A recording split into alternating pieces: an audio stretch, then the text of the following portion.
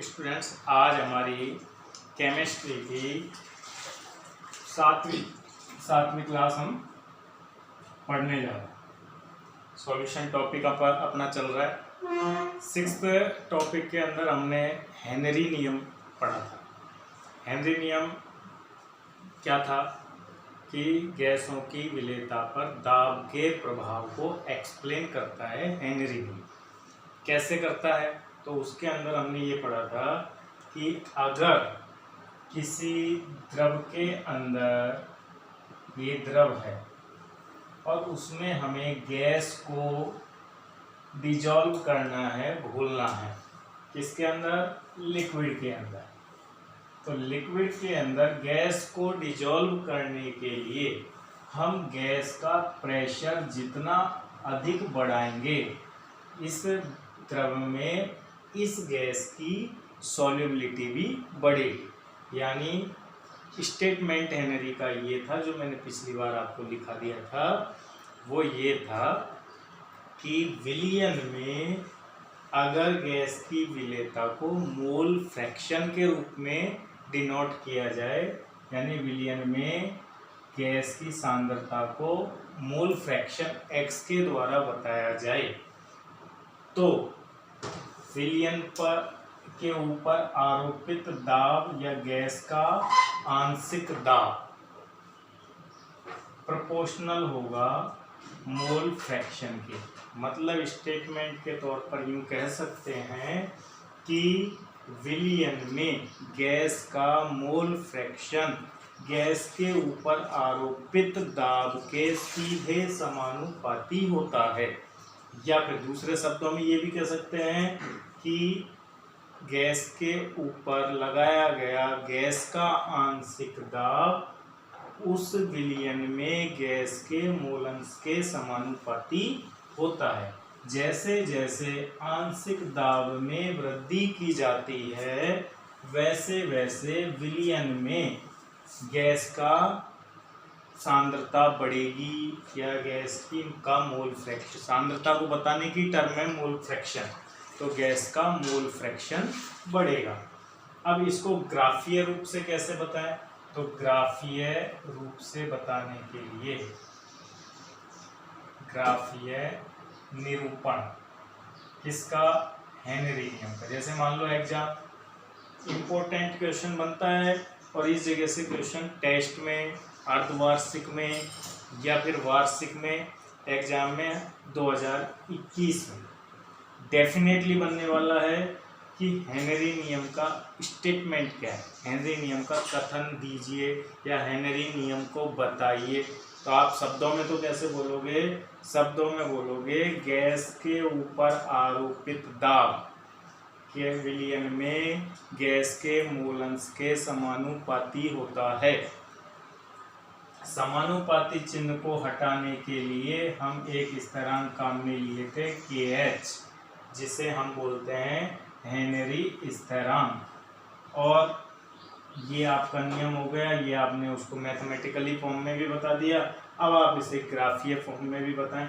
यदि हम गैस के दाब को y एक्सिस पे लें, ये है गैस का आंशिक दाब, और x एक्सिस पर हम किसको लें?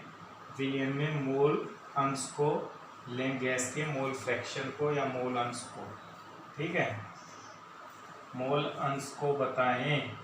तो गैस के दाब और विलियन में गैस के मोल अंश के बिटवीन या वर्सेस ग्राफ प्लॉट किया जाए, तो यह एक सीधी रेखा प्राप्त होती है। यानी दाब जब कम है तो मोलंश कम है, दाब में और वृद्धि की, मोलंश और बढ़ गया, दाब में और वृद्धि की, मोलंश और बढ़ गया, और वृद्धि की और बढ़ गया।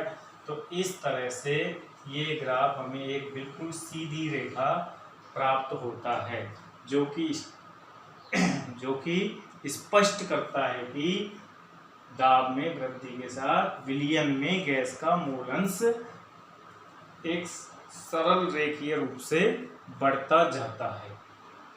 तो ये हेनरी नियम को हमने देखिए गणित हिंदी में भी लिख लिया, इसको हमने मैथमेटिकली फॉर्म में भी लिख लिया, और इसको हमने ग्राफीय रूप से भी रिप्रेजेंट कर दिया। ठीक है, या ऑब्जेक्टिव में अगर क्वेश्चन आता है तो कौन सा संबंध हेनरी नियम को बताता है, तो ये संबंध आपको हेनरी नियम को बताता है। यहाँ के एच क्या है, तो के एच एक हेनरी स्थिरांक है, लिख लेते हैं हम। यहाँ के एच हेनरी स्थिरांक है। के एच क्या हो गया भाई, हेनरी स्थिरांक हो गया। क्लियर। अब इस हेनरी स्थिरांक की सार्थकता, एक बार क्वेश्चन ये भी आएगा कि हेनरी नियम स्थिरांक की सार्थकता बताओ या निर्भरता बताओ, तो के एच हेनरी स्थिरांक की निर्भरता, के एच की निर्भरता,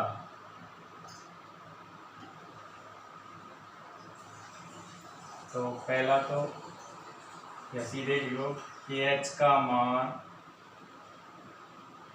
गैस की प्रकृति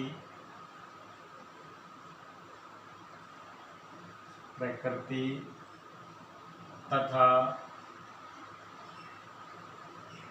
ताप पर निर्भर करता है।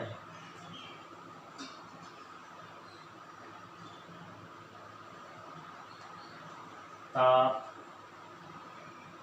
में वृद्धि करोगे तो के एच का मान कम होगा और जिससे विलेयता भी कम होगी।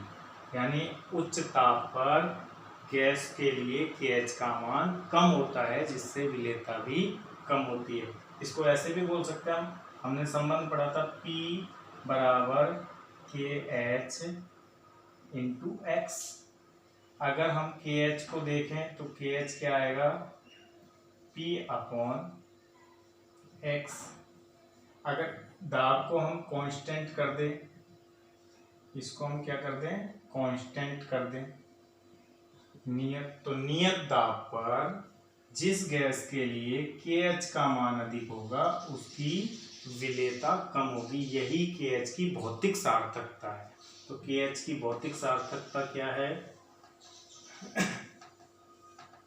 भौतिक सार्थकता से मतलब है क्या ये सही है क्या, तो विभिन्न गैसों के लिए एक्सपेरिमेंटली ये देखा गया कि जिन गैसों के लिए के एच का मान अधिक होता है वो द्रव विलयन के अंदर कम घुलती हैं, मतलब उनका मोल फ्रैक्शन कम होता है। तो एक बिल्कुल सही सटीक पाया भी गया। इसके लिए एक एनसीईआरटी में टेबल भी बताई गई है।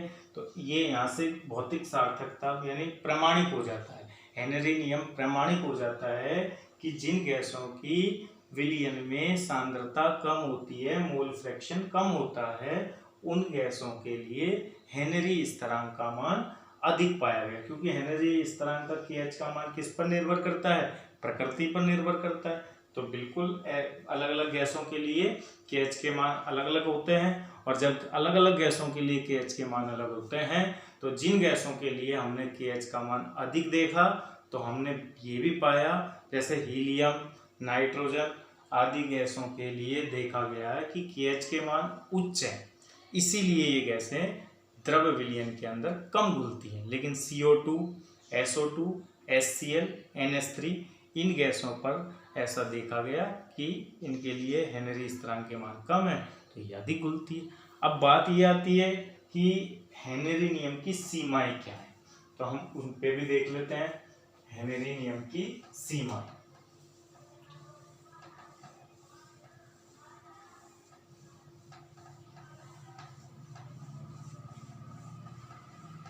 तो नेक्स्ट टॉपिक है हमारा कि हेनरी नियम की सीमा यानी बाध्यता, कि भाई क्या सभी जगह पर हेनरी नियम एप्लीकेबल होता है क्या। हर जगह पर हम ऐसा कर सकते हैं कि दाब को बढ़ाएं और ज़्यादा गैस को घोल लें बिलियन के अंदर? क्या ये पॉसिबल है क्या? तो ये बिल्कुल पॉसिबल नहीं है। हेनरी नियम हर जगह एप्लीकेबल नहीं होता है। कहाँ होता है हेनरी नियम और कहाँ नहीं होता है? एक बार क्वेश्चन आया था HCl तथा NH3, ये दो गैसें हैं जो द्रव में खूब घुलती हैं, तो इन पर हेनरी नियम लागू नहीं होता। क्वेश्चन ये था कि HCl और NH3 गैसों पर हेनरी नियम लागू नहीं होता है, समझाइए क्यों? तो इसका जवाब क्या आएगा? तो इसका जवाब आप पहली सीमा ही दे सकते हैं कि हेनरी नियम ऐसी गैसों पर ही लागू होता है जो विलायक के साथ कोई क्रिया नहीं करे या विलायक में अधिक घुलनशील नहीं हो।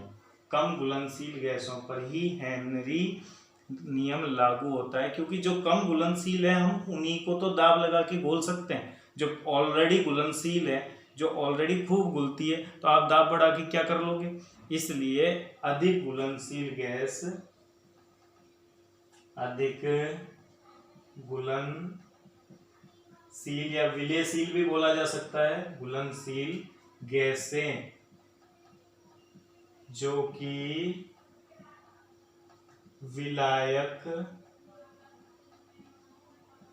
के साथ क्रिया कर ले अथवा विलायक में आयनीकृत हो जाएं,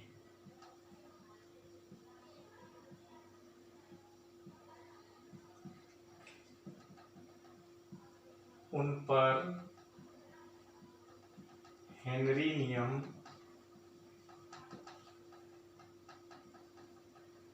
लागू नहीं होता है। जैसे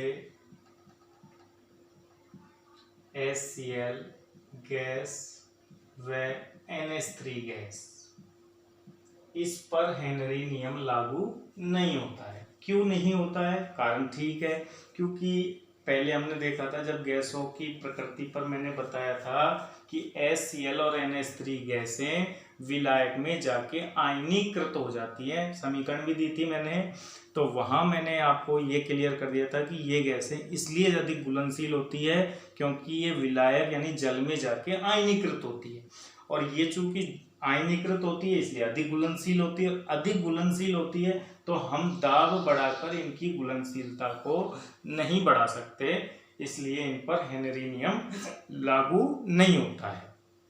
क्लियर? तो ये क्वेश्चन बनता है यहाँ कि या तो ये सीधा ही क्वेश्चन बनेगा कि हेनरी नियम की सीमा लिखो, सीमा बताओ, या फिर ये क्वेश्चन बनता है HCl और NH3 गैसों पर हेनरी नियम एप्लीकेबल नहीं है, लागू नहीं किया जा सकता है, क्यों? तो आप उसमें ये लॉजिक डाल दोगे क्योंकि ये विलायक से क्रिया कर लेती हैं या विलायक में आयनीकृत हो जाती है, इसलिए इन पर लागू नहीं होता है। दूसरी बात ये है कि आपने हेनरी नियम में पढ़ा क्या है?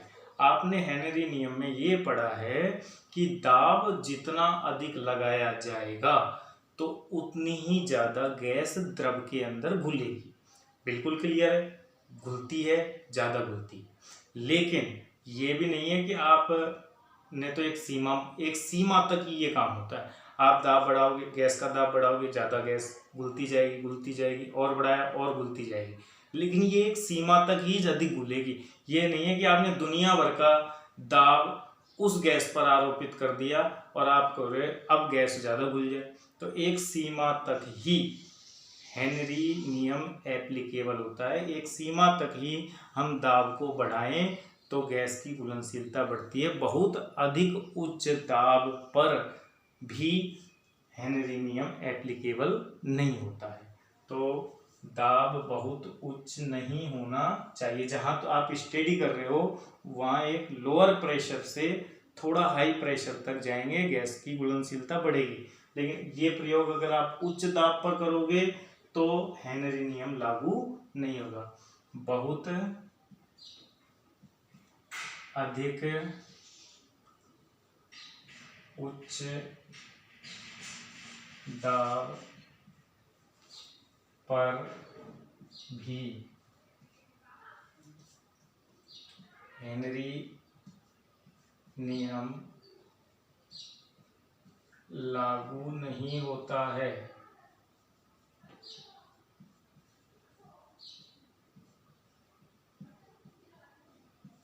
तो ये आपको एक और ताप बहुत अधिक निम्न नहीं होना चाहिए, क्योंकि निम्न ताप पर, बहुत अधिक निम्न ताप अगर होगा तो भी गैस उसमें स्वतः घुलेगी, क्योंकि उच्च ताप पर गैसों की घुलनशीलता कम होती है और निम्न ताप पर बढ़ती है।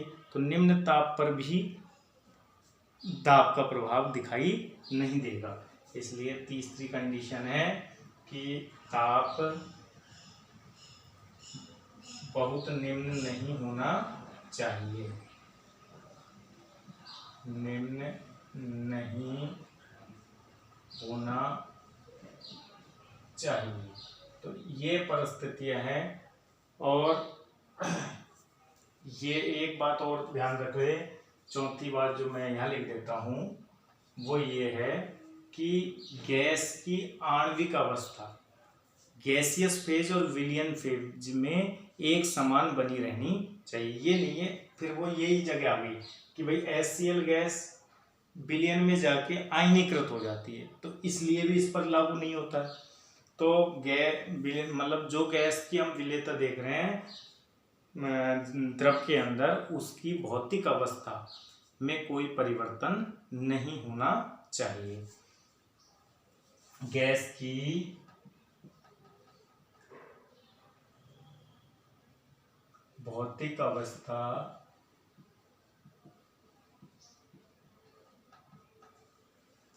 में परिवर्तन नहीं होना चाहिए, यानी विलयन अवस्था और गैस अवस्था में एक जैसी भौतिक अवस्था होनी चाहिए, तभी हेनरी नियम एप्लीकेबल होगा, अन्यथा हेनरी नियम लागू नहीं होगा। क्लियर बात। तो हेनरी नियम में हमने क्या सीख लिया अब तक कि हेनरी नियम का स्टेटमेंट, हेनरी नियम का मैथमेटिकली फॉर्म, हेनरी नियम में हेनरी स्थिरांक के H की निर्भरता और हेनरी नियम का ग्राफीय निरूपण।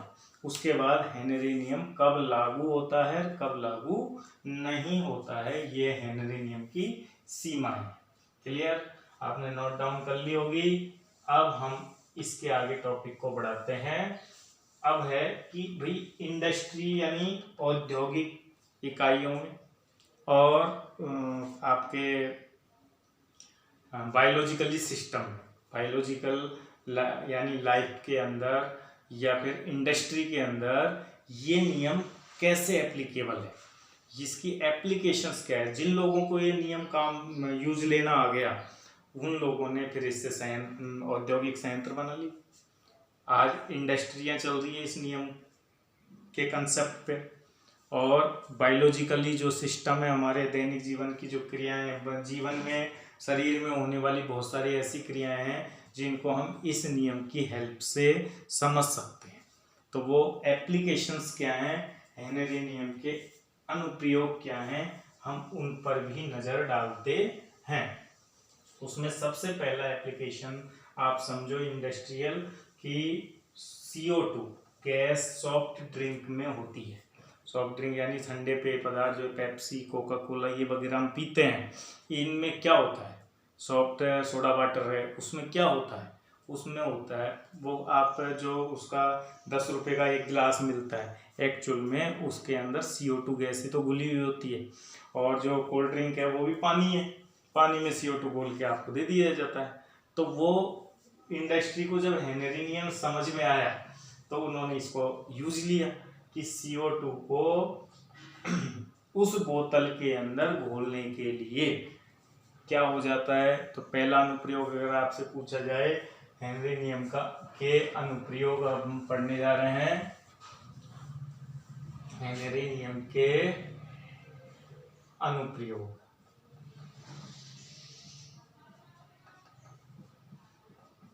जिसमें पहला है कि ठंडे पेय पदार्थों में यानी सोडा वाटर की बोतलों में CO2 को अधिक घोलने के लिए अधिक दाब पर उनको टाइट बंद किया जाता है। अब इसको लिखने की क्या जरूरत है, आप आराम से मैं बोल रहा हूँ, आप सुनिए कि CO2 सोडा वाटर की बोतलों में हेनरी नियम ने ही ये सिखाया कंपनियों को कि अगर आपको कस्टमर को अधिक मजा देना है, अधिक मजा कब आता है, जब उसमें ज़्यादा CO2 हो, अच्छी डकार है, तो उसके लिए जरूरी हो जाता है कि आप CO2 गैस की विलेयता बोतल में बढ़ाएं।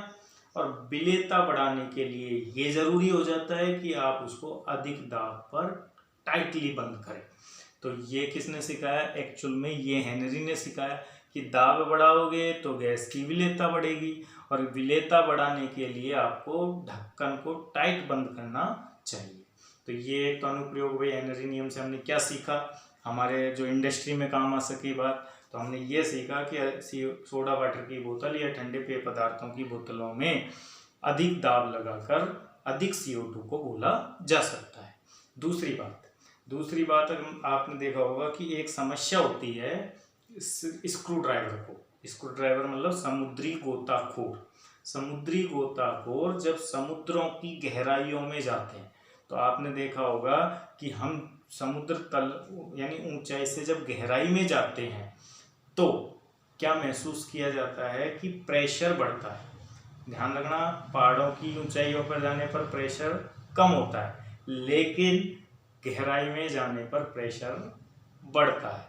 और प्रेशर बढ़ता है, दाब बढ़ता है, तो उससे क्या होता है, उससे ये होता है कि ब्लड के अंदर, हम नॉर्मल सतह पर रहते हैं तो ब्लड के अंदर हमारे ऑक्सीजन गैस की घुलनशीलता ब्लड में हालांकि कम है, वो ब्लड में तो अधिक है, इसलिए ऑक्सीजन गैस तो आसानी से सतह पे भी घुल जाती है। बट कुछ हल्की गैसें जैसे हीलियम, नाइट्रोजन, ये गैसें हमारे समुद्री सतह पर नहीं घुलती है या कम घुलती है, ठीक है, जो हमको कोई प्रभाव नहीं देती है। लेकिन जब हम समुद्र की गहराइयों में, जब समुद्री गोताखोर कहाँ जाते हैं, गहराइयों में जाते हैं, तो गहराइयों में जाने से क्या होता है, गहराई में जाने से प्रेशर बढ़ता है।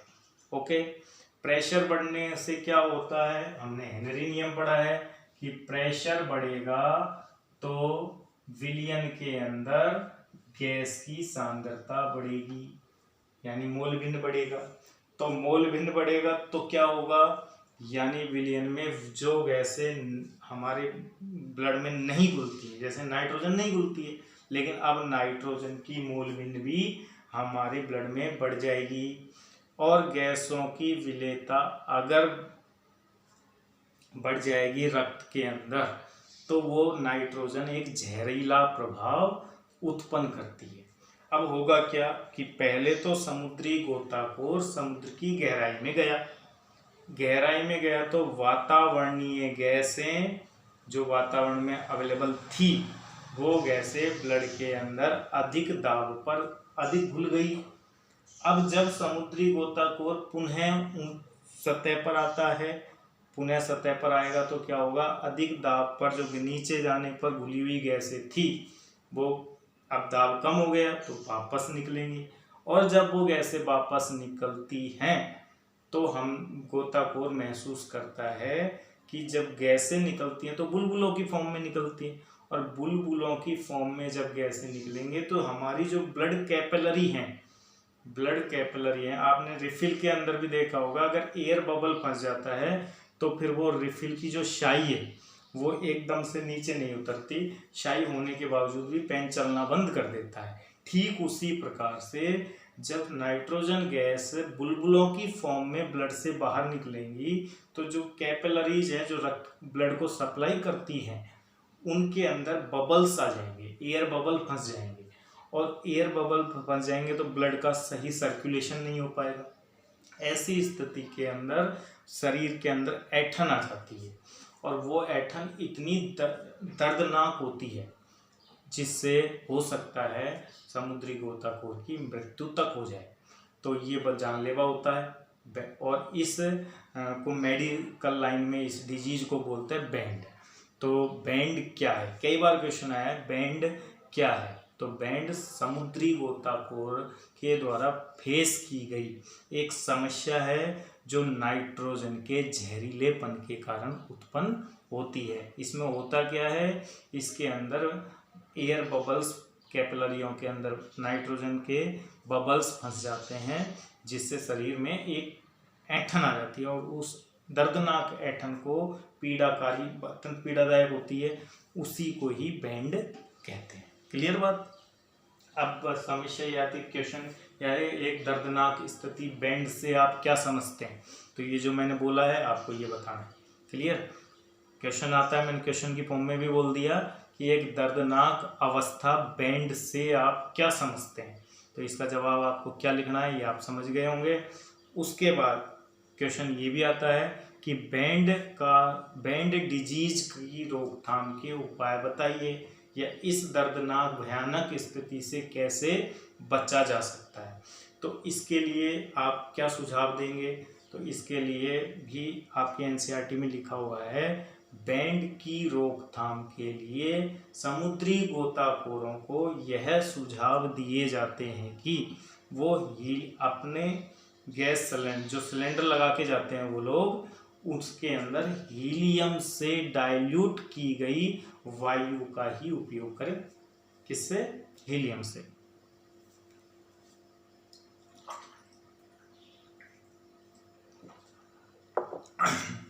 तो समुद्री गोताखोरों को बैंड डिजीज से बचने के लिए ये सजेशन दिया जाता है कि वो अपने श्वास के लिए उपयोग में लाए गए टैंक में, सिलेंडर में हीलियम से डाइल्यूट की गई वायु का उपयोग करें। कभी कभी तो ये भी पूछ लिया जाता है कि समुद्री गोताखोर के सिलेंडर में यूज वायु का संगठन बताइए, तो उसमें लगभग 56% तो होती है नाइट्रोजन गैस, प्लस 11% होती है, 11.2 के आसपास होती है हीलियम, और शेष आपके जो बची रिमेनिंग वो होती है O2।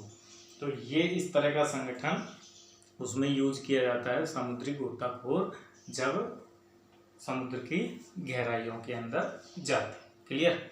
अब एक समस्या और है जो हेनरी नियम से ही हम उसको का भी सॉल्यूशन ढूंढ सकते हैं, वो है जब जैसे अभी हम नीचे गए तो हमने क्या फेस किया, प्रेशर बढ़ गया, और प्रेशर बढ़ने से हमने क्या फेस किया कि जो अनावश्यक गैसें जो ब्लड में नहीं घुलनी चाहिए थी वो भी घुल गई, और उससे हमको समस्या हो गई, जिसे हमने नाम दिया बैंड।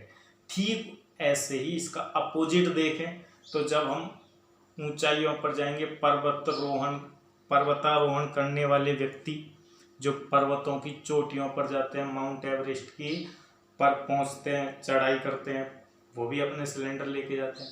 तो वहाँ क्या समस्या फेस की जाती है, वहाँ ये समस्या फेस की जाती है कि वो जब ऊंचाई पर जाएंगे तो प्रेशर में कमी आएगी, और प्रेशर में अगर कमी आएगी तो फिर जो ऑक्सीजन ब्लड में घुलती है वो भी नहीं घुलेगी। तो ऐसी स्थिति में व्यक्ति जो पर्वत आरोहण करते हैं, उन पर्वत ऊंचाइयों पर जाने के साथ साथ दाब में कमी आती है, और दाब में कमी आने के साथ वही हेनरी नियम लग जाता है कि अगर दाब कम होगा तो गैस की घुलनशीलता में भी कमी आएगी, और गैस की घुलनशीलता यानी आवश्यक ऑक्सीजन गैस भी कम घुलेगी। ऐसे व्यक्ति को सांस लेने में कठिनाई आती है, और उनका दम घुटने लगता है, वो अति तनाव में रहते हैं, उनकी स्पष्ट सोच नहीं रह पाती है, और इस भयानक स्थिति को एनॉक्सिया कहते हैं। क्या कहते हैं? एनॉक्सिया। तो आपको पूछा जाएगा एक दर्दनाक स्थिति एनॉक्सिया क्या है, तो एनॉक्सिया क्या होता है, समझ गए? तो एनॉक्सिया होता है पर्वतारोहण करने वाले व्यक्तियों में ये समस्या देखी जाती है कि जब वो पहाड़ों की ऊंचाइयों पर जाते हैं तो उनके रक्त में कम दाब के कारण ऑक्सीजन गैस की घुलनशीलता कम हो जाती है और उन्हें सांस लेने में तकलीफ होने लगती है। उनकी स्पष्ट सोच नहीं रह पाती है, वो अति तनाव की स्थिति में आ जाते हैं और ये तनावपूर्ण स्थिति ही एक रोग को जन्म देती है जिसे इनॉक्सिया नाम दिया जाता है। तो ये कंप्लीट मैंने आपको हेनरी नियम डिस्कस किया है आज। आपके आशा करता हूँ आपके समझ में आ रहा होगा।